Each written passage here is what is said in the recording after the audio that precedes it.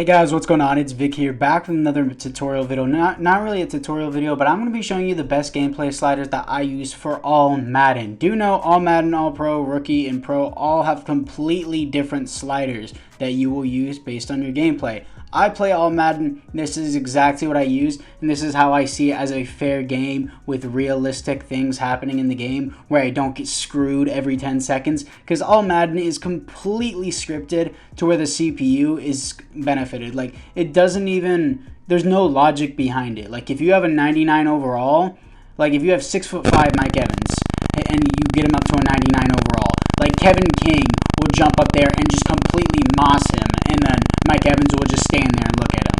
That's what basically all Madden is. It's scripted to where the CPU wins. And this is what I have done to prevent it so far in the season. These are my sliders that I use for every game. First things first, QB accuracy is 60. For those of you guys saying, oh my god, that's not okay. Dude, I have all the time like 95 overall QBs miss 3-yard passes. It's so frustrating. Like, they would never do that. Russell Wilson constantly will miss 3-yard passes. So I always put at 16 pass blocking. I usually always put this from 45 to 48, depending on how good your offensive line is. But usually you get way too much time for how bad your offensive line is. Wide receiver catching, I turned it up to 55 because, again, your receivers will just stand there and not even fight for the ball. They'll just stare at the ball and watch them get picked off. It's really stupid.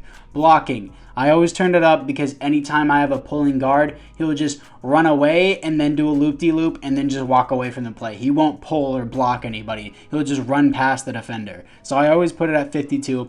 Fumbles. This doesn't make a lot of sense to you guys, but if you turn the slider up, you get less fumbles. If you turn the slider down, you get more fumbles. That's how it works. I don't know why. That's just how it is. I turned it up to 55. So you get a little bit less fumbles because I always fumble every game, even if I slide. Like, my running back will fumble 3 different times if I don't turn this up. Pass defense reaction time. Your DB will do the exact same thing against the CPU's receiver. It will look at the ball and stare at it as your player gets mossed. You have to turn it up.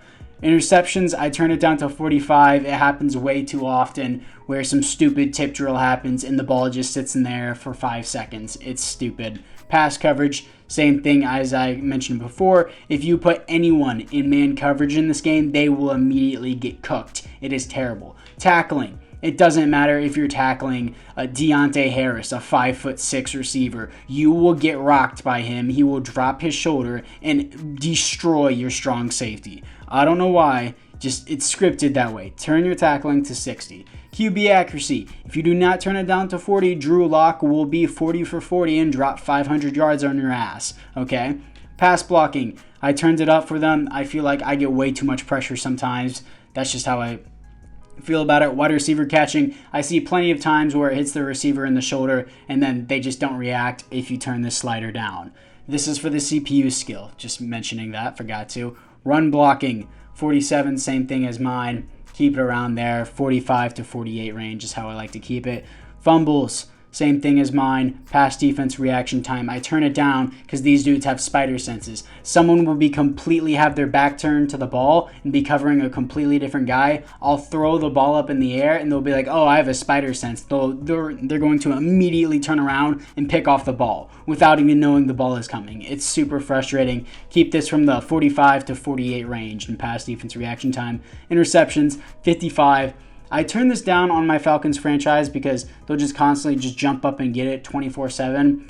But keep this from 50 to 55 range if you want it realistic. Pass coverage here, I turned it to 55 as well because, again, their pass coverage sometimes sucks and they'll just stand there and look at the receiver. Tackling, I just keep it at 50. I think it's relatively realistic how the CPU tackles you most of the time.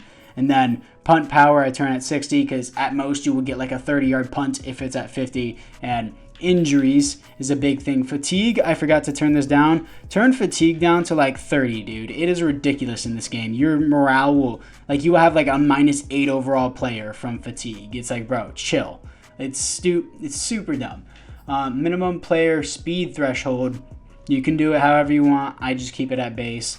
But injuries here, I always turn that down to 12. You will get moderate injuries like, oh, he has a bruised shoulder, he'll be out for 1 quarter and he'll be back. That's fine. But like, if you turn this to the regular one, which I believe was like 25 before, you're going to have someone with broken ribs every week. But, I mean, if you want to play as the Broncos, then yeah, I'm pretty sure that'd be pretty realistic. Holding, obviously, I completely forgot to turn this one down. That's 40. Turn this one to 45. Defensive pass interference happens way too often. Turn it to 40. And then, yeah, that's what I do. Offsides, false start, it's fine. Then this is the overlook of it. If you want to go back and pause the video, just please feel free to do so. Hope this helped with you guys. Let me know how it works for you. And apart from that, guys, I thank you guys all for watching. Remember, this is all Madden. And apart from that, guys, I thank you guys all for watching, and I'll see you guys all in the next one.